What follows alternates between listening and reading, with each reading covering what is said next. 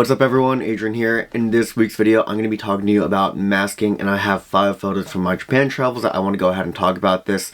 Last week I made a video about composition, so if you haven't seen that already, go ahead and check that out, where I break down some landscape shots as well as street shots, so that way you can see what my thought process looks like. And in that video, I also mentioned a couple special factors, that being I will be making some presets later down the line, which I will go ahead and share with you guys. More information for that to come.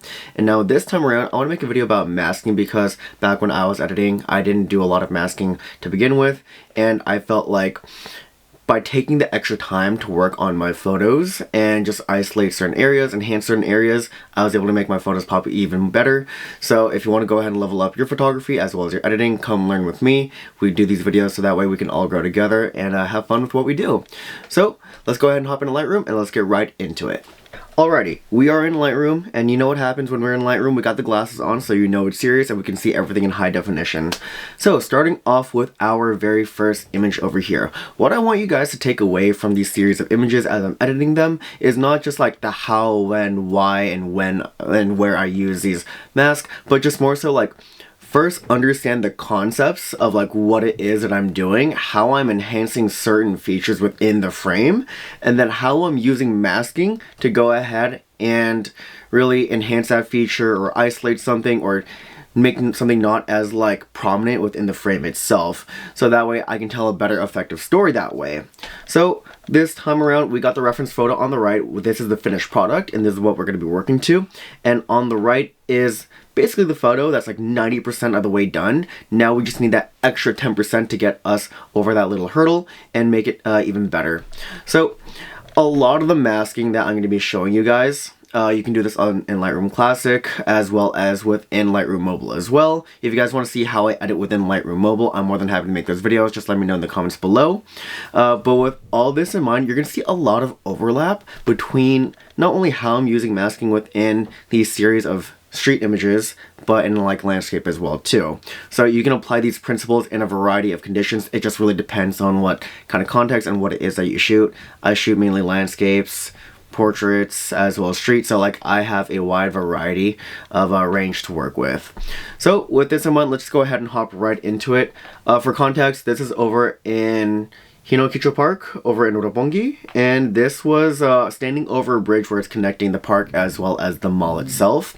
And as we can see here, we have a really cool BMW driving through the road, and they're framed by these cherry blossoms over here. Now there's a couple things I wanted to do, and that being, I want to go ahead and emphasize the BMW itself, as well as work with the cherry blossoms, make them a little bit more vibrant in color. They have a little bit of a green tint to it, and we have this road right over here where I feel like we can just go ahead and darken out a little bit more, so that way we can just go ahead and kind of not pay as much attention to that and just pay attention to like more of the things that like are like visually interesting. So I would say like looking at this image, that's going to be one of the first things that I do. Let's go ahead and zoom out and start working on this image right over here.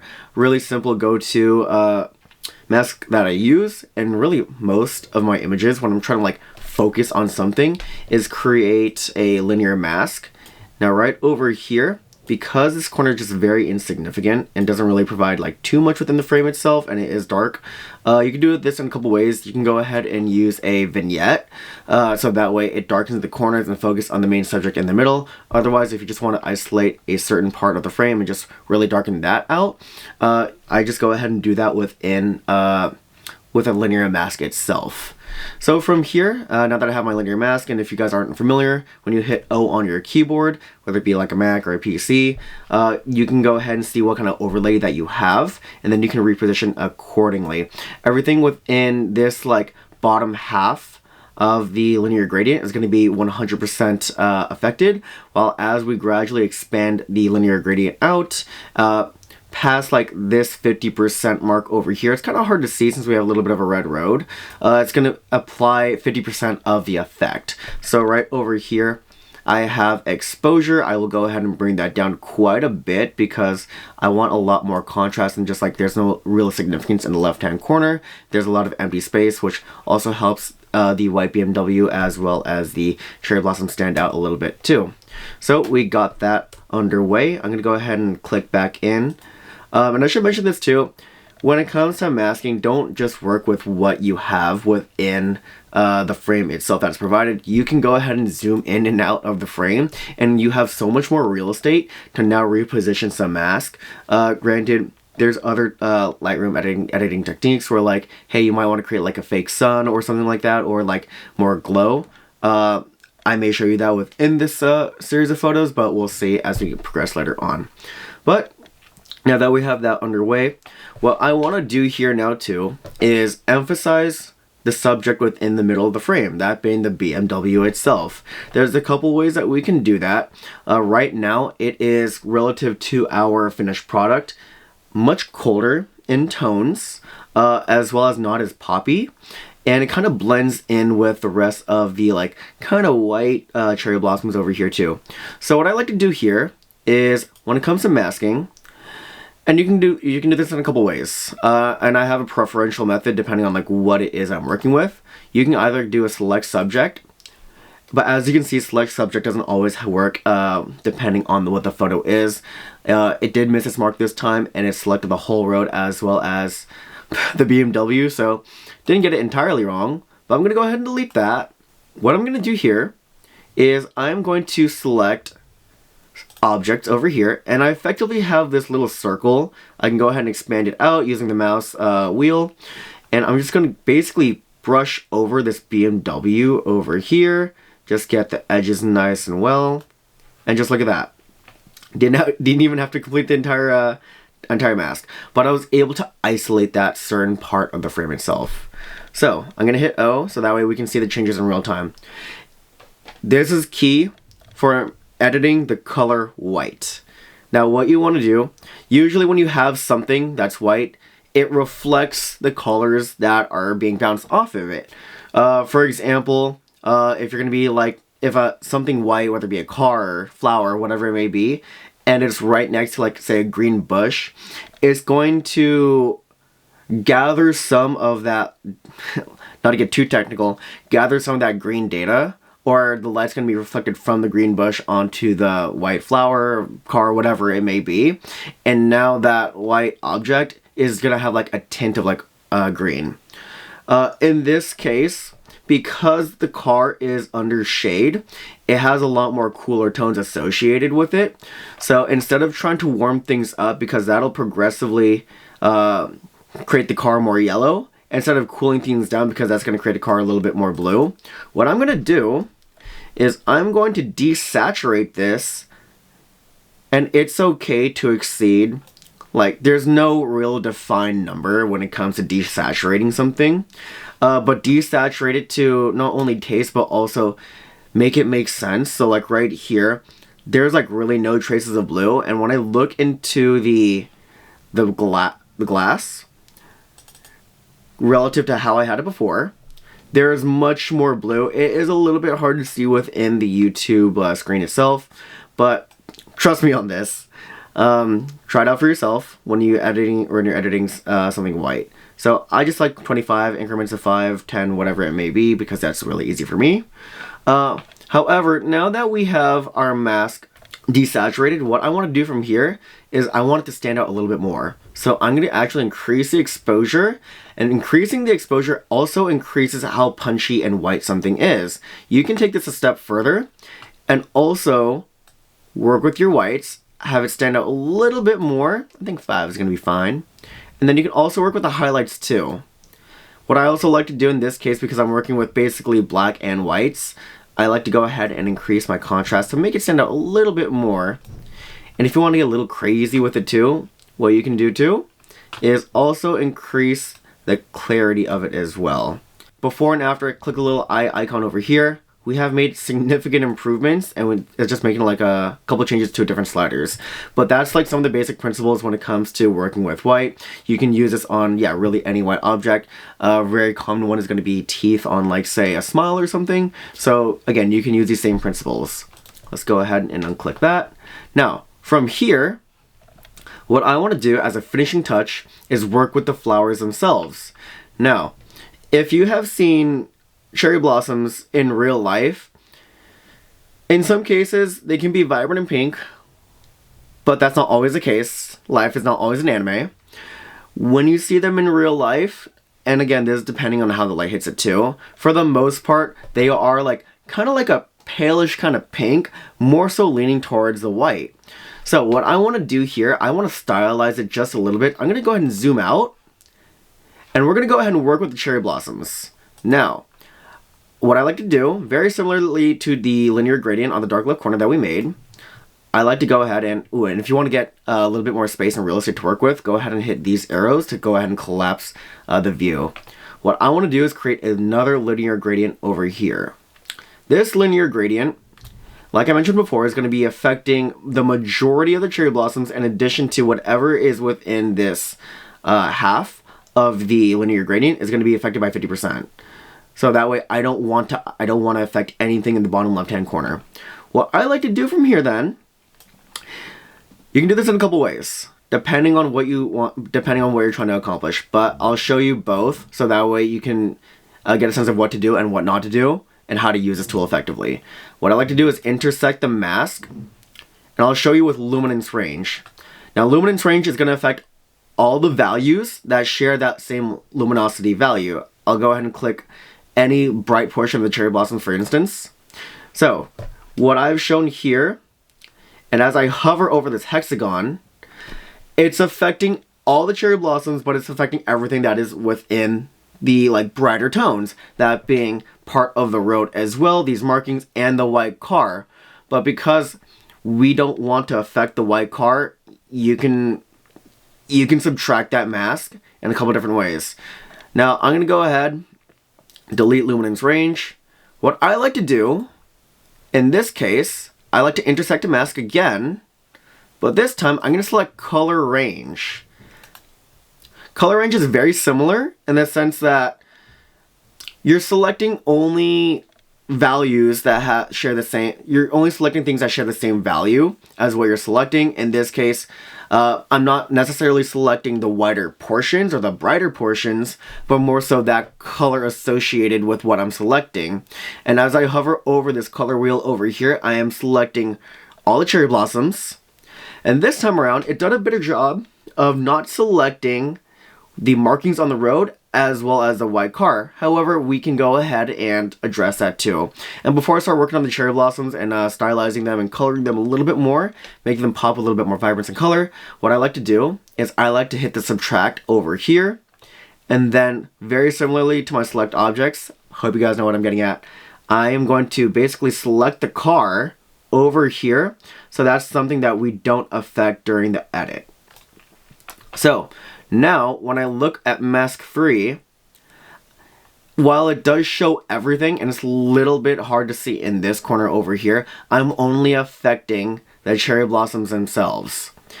Now, we have that established. Let's just go ahead and zoom back in, get back into our mask over here, and we're going to go ahead and collapse it so that way it's a little bit easier to see. What I like to do here, I'll go ahead and hit O, is that very similarly to our final image over here, we have essentially enhanced the color of the cherry blossoms and added a little bit more texture. You can do this in a couple ways. So, an important part here is, like I said with the color white, it reflects onto itself colors that are adjacent to it too. So like that green bush and like white flower, white car example. I like to go ahead and increase my tint. And as I increase it to the left, it will become more green, which I don't want. I want it to be a little bit more like magenta purpley, more like magenta and like a lighter pink. But I want to do it just enough to where now it's not like really crazy, but just enough. Sometimes subtleties, little changes add up to like the bigger picture. And after increasing the tint, what I like to do is increase the saturation too. And really, that's just all it is when it comes to refining your colors and selecting what it is that you want to select. And like I mentioned, because we deselected the car, it's just really only affected the cherry blossoms.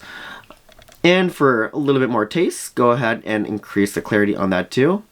And basically, that's really all she wrote for this image. We have our next image up here. This was taken at Lake Kawaguchi on the south side of it, not facing Mount Fuji side. I forgot the name of this hill. I will go ahead and just drop a link of the location in the description below. So that way, if you guys want to check it out, really beautiful place. Although you can't get as many opportunities of Fuji being covered by the cherry blossoms, there are a lot of cherry blossoms here and not as like touristy in a sense, or a lot of foot traffic, better put.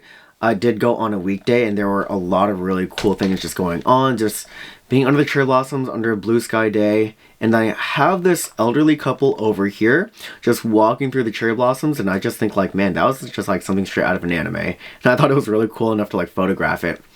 But I want to use this image as a prime example of how to create depth within the image too, but by refining and selecting certain parts, so that way you can be mindful of respecting both the lighter and the dark portions, especially in the top portion of the frame too, while also popping out the couple and making them much more like stand out relative to the darker portions of this bottom half of the image itself too. So starting off with the couple, what I want to do is go ahead and select subject in this case. Luckily it did make a really good mask to work with, so we're just going to go ahead and work that out.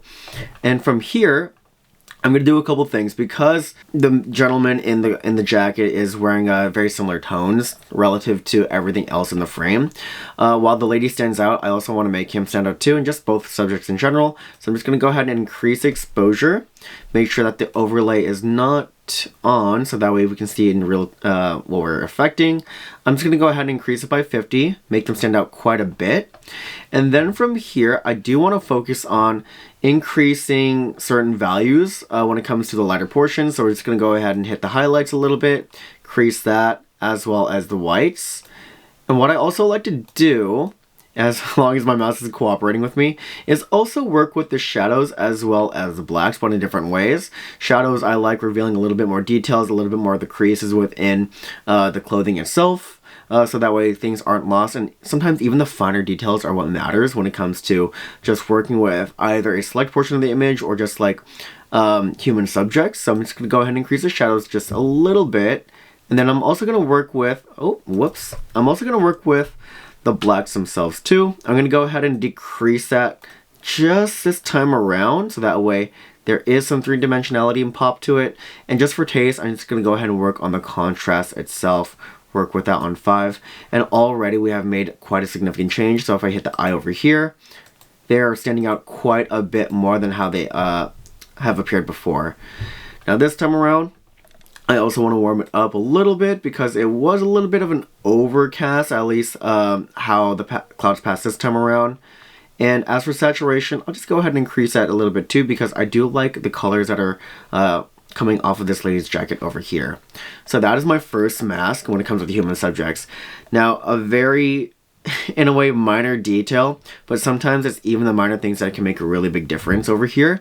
I'm going to go ahead and create another mask, and what I want to do is add more three-dimensionality and pop in a different way, not working with the human subjects directly, but indirectly through their shadows. So what I like to do is create a radial gradient and make a radial gradient over here.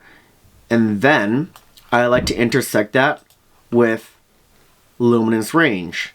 The reason why I like to do this is because if I were to just select luminance range as it is, I'm going to select a lot of different darker values throughout the image. If I try to use a linear gradient and select luminance range, while I can do the same thing, it's going to select all the other dark shadows within the frame, and even maybe the darker portions that are in the grass as well as the bushes themselves. So having a linear gradient and using luminance range, I can select that very fine portion of just the shadows themselves. I like to decrease the exposure, because if I didn't decrease the exposure here, the shadow looks a little bit washed out, not as dark as I feel like it should be.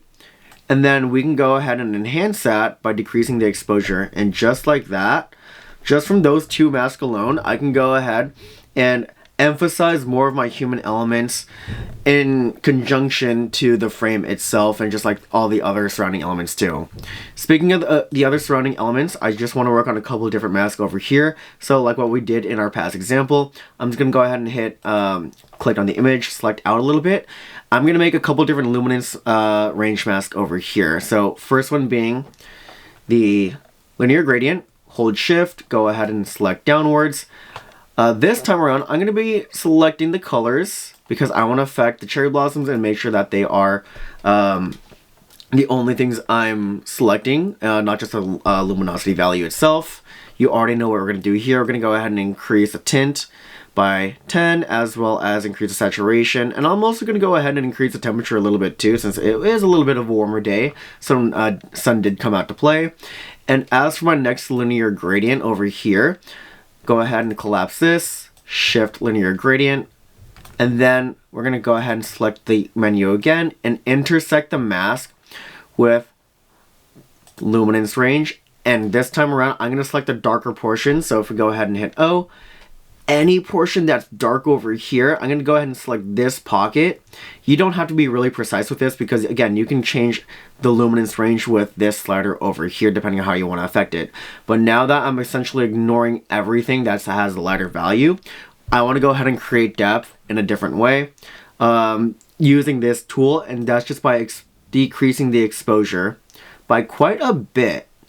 So just from these two masks alone, I was able to separate which colors I want to affect and also select which colors or luminance values that I want to go ahead and darken. And because of that, that just made the top half of the frame much stand out much more in a different way. So I want to go ahead and just zoom back in. We have created depth throughout the image in a couple different ways. We have affected our human subjects, have them stand out a little bit more, have them stand out not only in the bottom half of the frame, but also with the surrounding colors as well too. And then popped out their shadow to create a little bit more three-dimensionality to it. And then when it comes to the top half of the frame, we have also not only enhanced the colors of the cherry blossoms, but we have also created depth by selecting luminance range. Now, this is also key too when it comes to just organizing your photo and just being on top and just incorporating best practices. What I like to do is I like to create different luminance mask or different masking, even though I'm affecting the same area, so that way I can see individual changes throughout everything. Because if I have one linear gradient, for example, and I've affected both the luminosity of the cherry blossoms and the color, as well as the darks of the top half, it's much harder to see individual changes.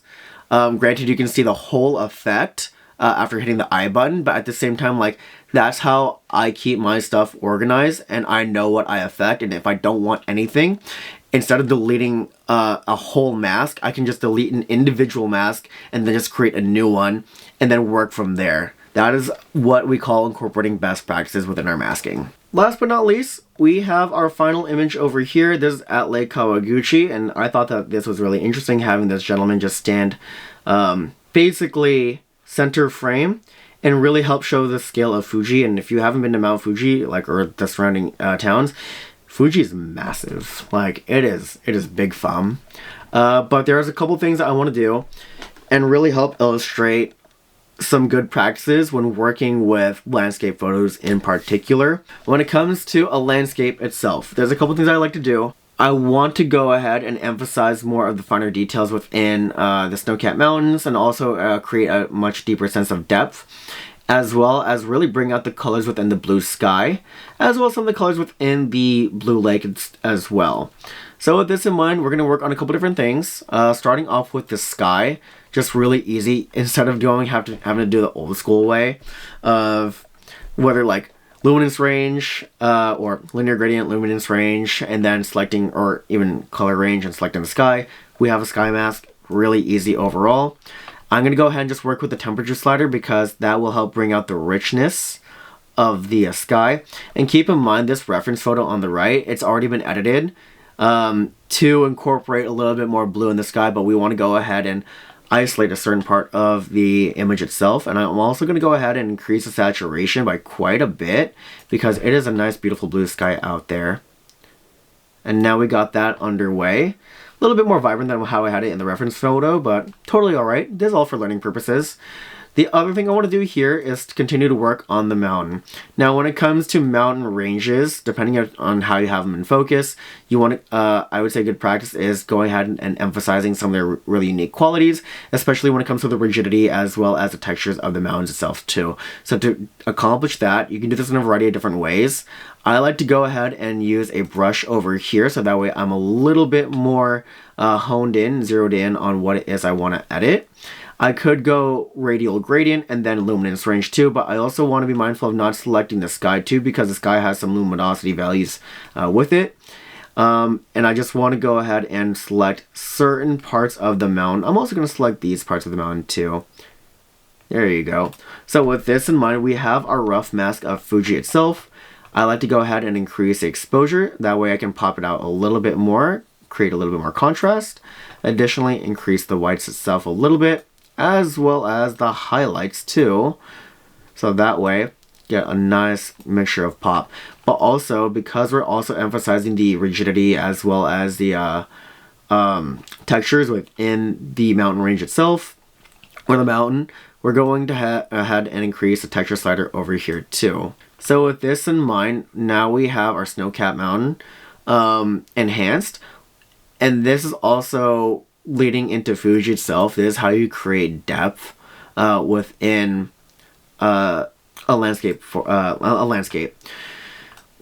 I'm selecting this mask, when we look at landscapes or look at things far away, everything is not in high contrast.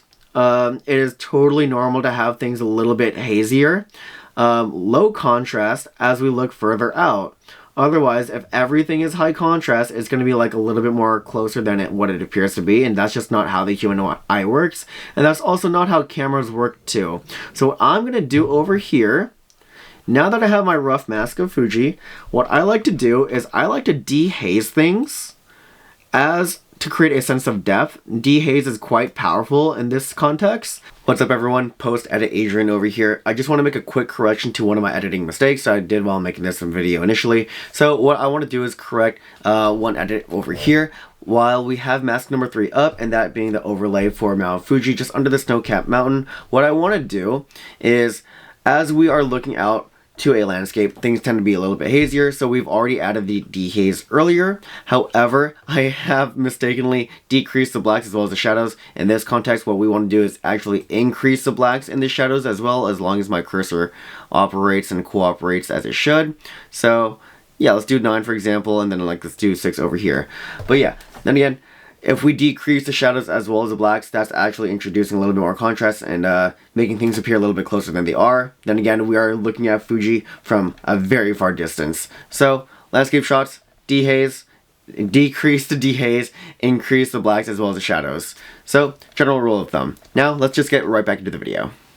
Again, when we're looking at a landscape, there's a couple things that you can do to help create that sense of depth.